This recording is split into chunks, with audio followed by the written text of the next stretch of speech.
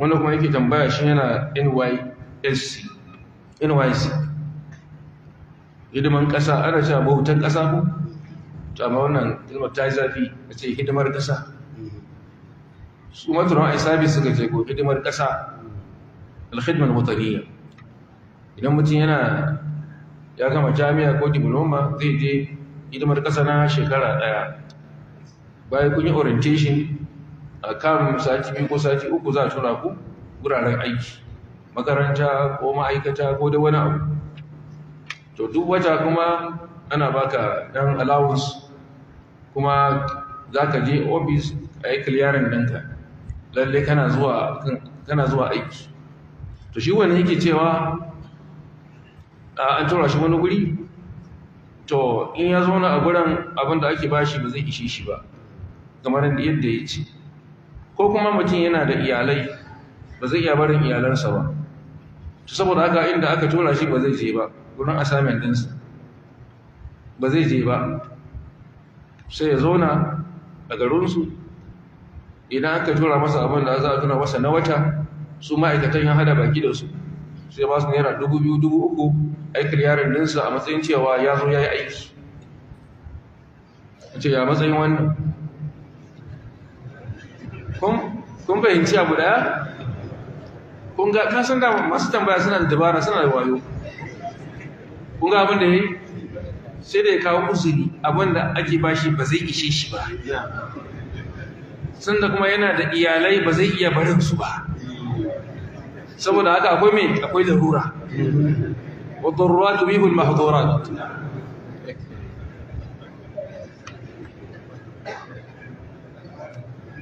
to abu na farko abin da ya kamata a sani, wannan hidimar kasa da gaji aka rubuta sunanka, akwai dokoki, kayi cike form, kayi cike da yawa a gurare da dama kasa hannu, ma'ana yarjejeniya aka yi da kai, kayi alkawari za ka yi wannan abu, kuma don wannan ne ma ake baka wannan allowance. yanzu ya kai 1000 nawa ne? albashi ne mako? wani malamin makaranta bai samu naira 32,000 ba, wani malamin firamare albashinsa bai kai haka ba, 32,000 ake baka da uku akan ka zo ka yi wannan aikin, ko makaranta ce ko dai aikin ofis, sai baka zuwa. ko masan Allah ke cewa al-muslimuna ala shurutihim, musulmai suna kan sharaɗinsu. ya yi walladina amanu auku bil uqud, ku cika alƙawari. kai in ka zauna a garin kuma ana biyan ka wannan kudin baka cika alƙawari ba, inda har kana da uzuri sai ka je ka nemi kai kamun kafa a canja ka zuwa garin ko da wani guri wanda yake kusa da kai, ko ka rubuta officially uzurinka su yi maka, su ma'aikatan su shugabannin sun yi maka rangwame. amma baka yi wannan ba, baka nemi a canja ka zuwa inda za ka iya zuwa ba, kuma baka je ka gabatar da uzurinka a hukumance, a dokance an baka dama ka zauna ba, haramun ne, ba daidai ba ne. abin da kamar nan ba uzuri ba ne, ba uzuri ba ne. dole sai ka je ka gabatar da kanka, ka faɗi wato matsalarka, sannan su duba al'amuranka. irin wannan abin ya zama to ruwan dare.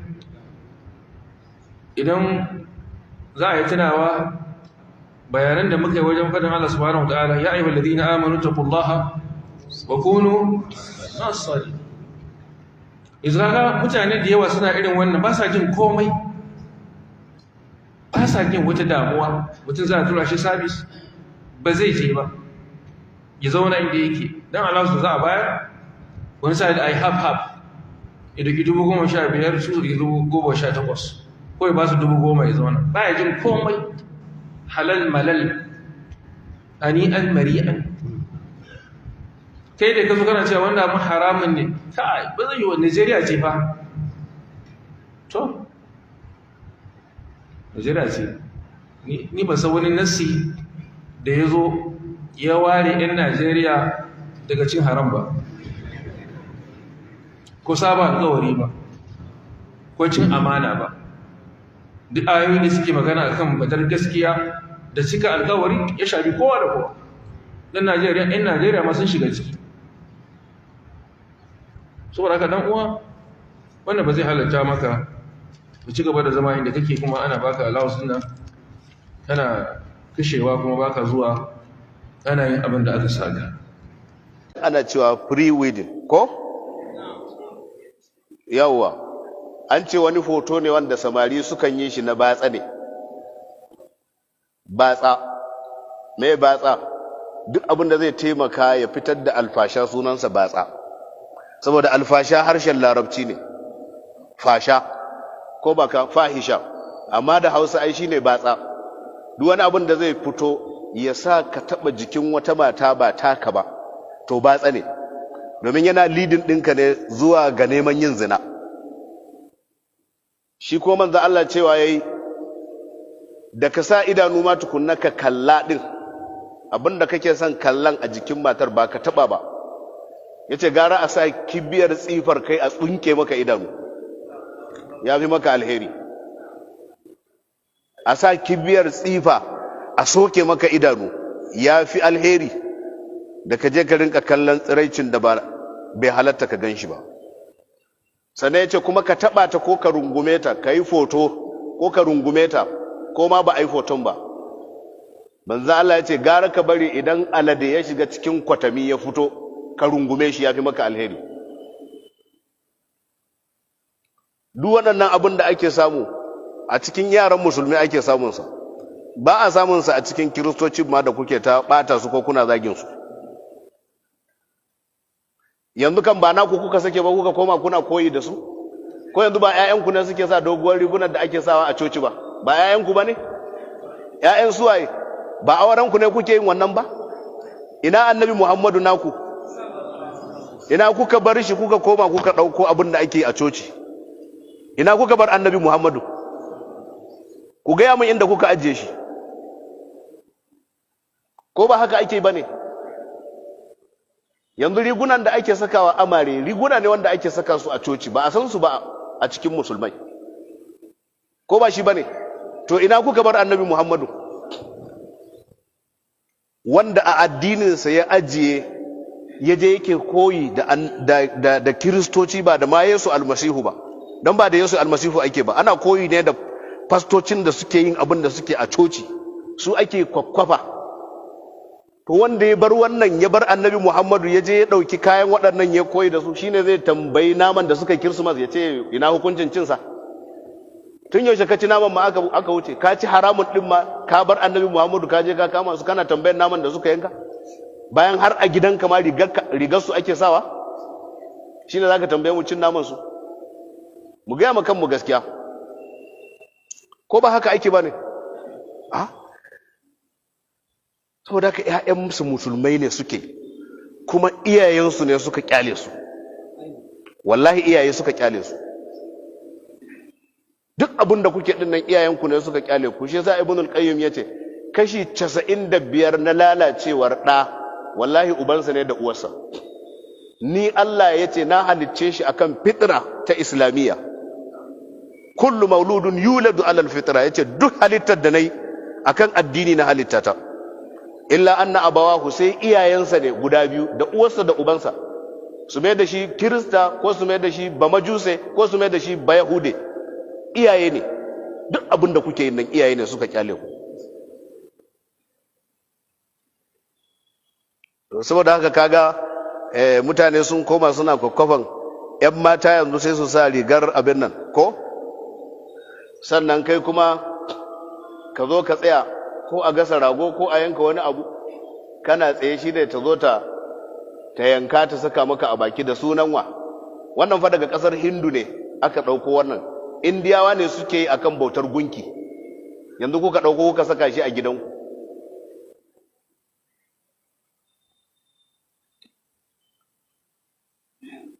An san akwai wata tasha ta Iqra ko? Tashar Iqra shekaru wajen 6 ko 7 nan baya ta yi wani program wadda aka baje wasu abubuwa, sai aka samu daga cikin al'adun matasa kusan kashi 60 na kiristoci suke, ba na musulunci ba ne. Har irin waɗannan 'yan guntayen riguna da kuke sawa masu foton wasu a baya, kaga wata riga da dan wani abu kai baka san manufarsa ba, akwai manufa. Yanzu haka akwai rigunan kunnan da yawa suna da manufa. Akwai wani littafi shi ma ana kiransa khatarul yahudi, hatsarin ba yahude. Hatta wannan wayar yanzu da kake ganin ta da ido uku ko ido hudu tana da manufa. A abin da suka yi a logonta akwai manufa, akwai abin da aka kwakwafa aka sa shi, ba haka kawai ake yin sa ba. Kar ka ɗauka wannan logon na banza ne. Suna da manufar yada wani abu da suke son su yada a duniya. Ba su yin abu haka kawai. Saboda haka ka sani rigar ma da kake sakawa, ka sani. Kuma kai ne a duniya Allah ya fi tsammanin za ka zamanto kafi kowa faɗaka musulmi, sai ka zamanto kafi kowa rafkana kuma a yanzu.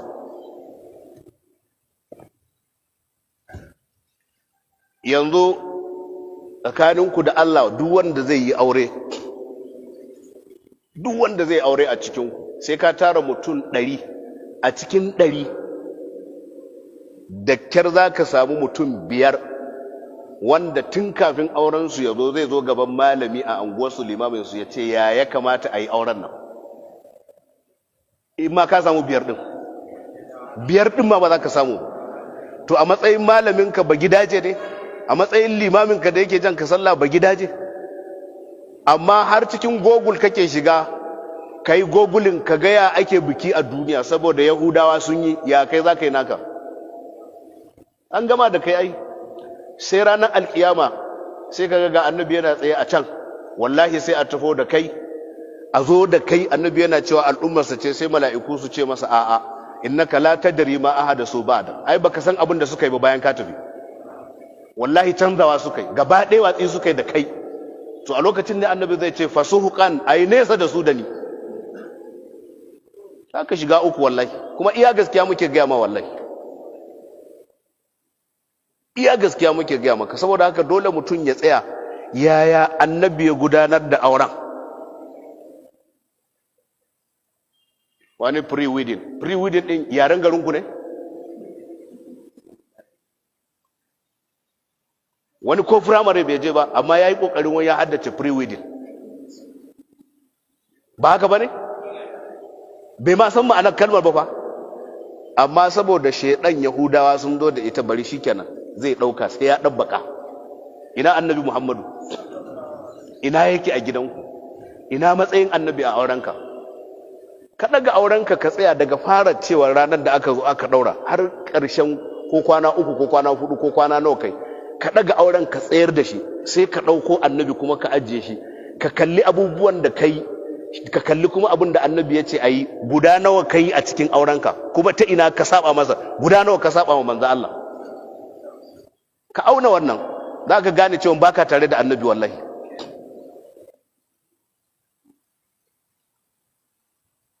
Saboda haka wannan abin da ake na pre-wedding, wai kawai mutum ya ɗauki yarinya ya je kawai ya rungume ta idda ya ga dama. Ina jin haka ake ko? Kamar da yadda aka bani labari. Shikenan ku rungumi juna, kuna tsotsan juna ana hoton. Yanzu sai an gaya maka ina matsayinsa? Tambayar ku nake. Ka tambayi uwarka ka ji yadda abin yake. Wallahi ka tambaya. Ka ce mama ni kam dama kuma haka kuka yi ne? Ha, maganar gaskiya ne ai. Ai ga sunan iyayen namu muna kallon su. Ka ga mace shekara 60, shekara 40 ta yi da mijinta za ta rinka bada labari, ko shekara 50, har yanzu tana nan a gidan. Kai saboda sabon Allah yau kai auren wata 3 kuka saba da matar, saboda zunubi Allah ba zai kyale ka ba wallahi. Amma garan kai dade nan, ga sunan waɗannan dattawa, ga sunan duk ku tambaye su. Na rantse da Allah za ka samu daga kan irinsu abin da ya baya, ba a samun mutuwar aure. Aure baya mutuwa. Ga kunan ku kuma 'yan gabana a tambaye ku yanzu. Maganar gaskiya ne. A tambaye ku yanzu. Yanzu a cikin kunnan in ba sa abu wani ya yi aure 3. Amma babansa aurensa 1. Tun da ka tashi ga uwarka ba a sake ta ba, har yanzu tana nan.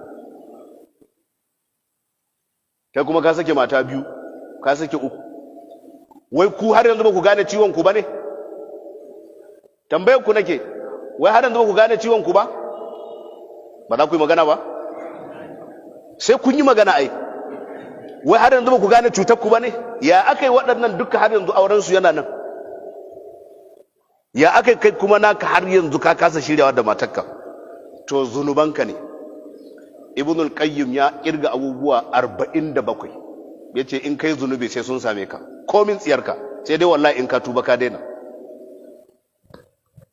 Daga cikin su ko matarka Allah ba zai bari ku shirya da ita ba. Zunubi zai hana. Kai ko godiya ko doki da kake hawa wallahi sai ya saba maka. Domin Sufyanu Suri ya hau jakinsa ko dokinsa ya fara tutsu, kawai sai ya sauka ya rabu da shi.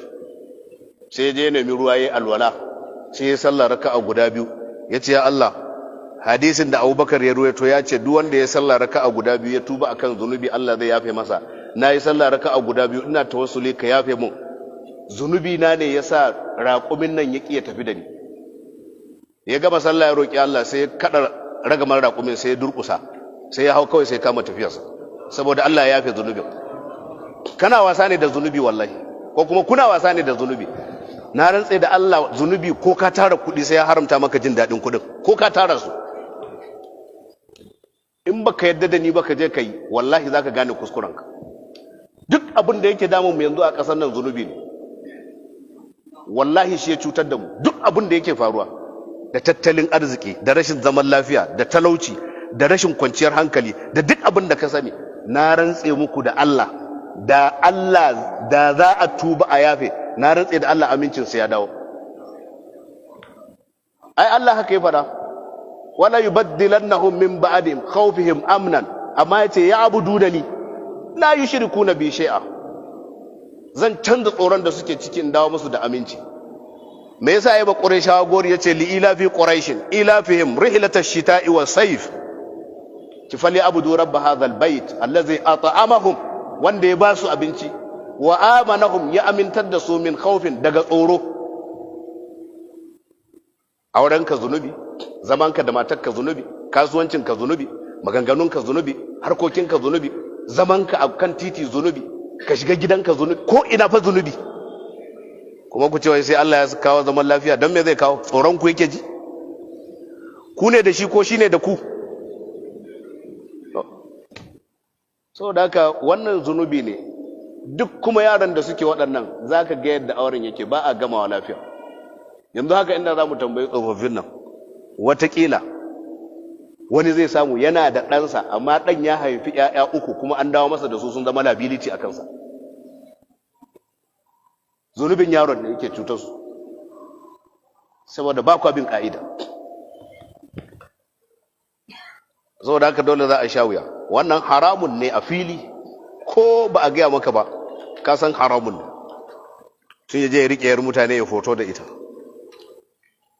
ko iyaye suna can suna zaune, ai ba daidai ba ne.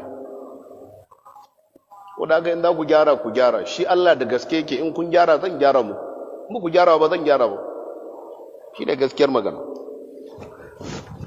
Ku zo mu tafi.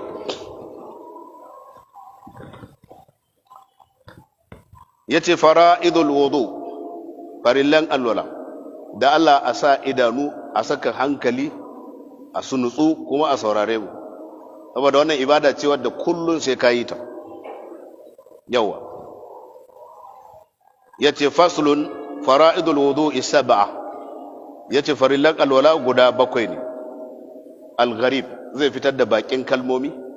Yace al-wudu mushtaqqun min al-wada'ati, yace an kago kalmar ne daga wada'a.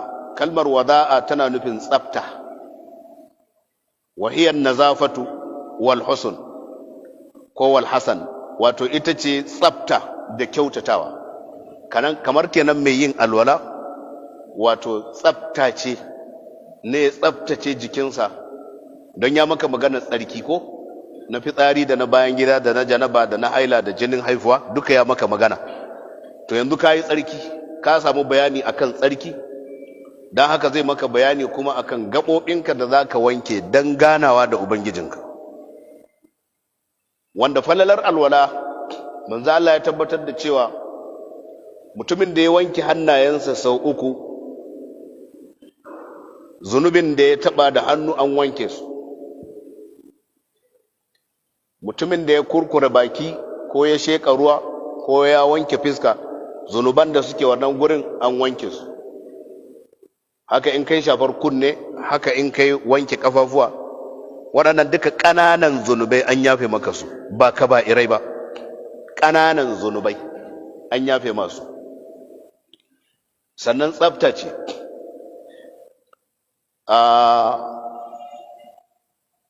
akwai wani littafi da wani mawallafi ya rubuta a jami'ar Azhar, wato yana nuna cewa muslim, al-muslim, wato mutum musulmi da yadda Allah ya tsarkake shi. Shi ne sai ya kawo bayanin alwala. Ya kawo bayanin alwala, ya ce banda tsafta, banda ibada da kai na cewa Allah ya ce kai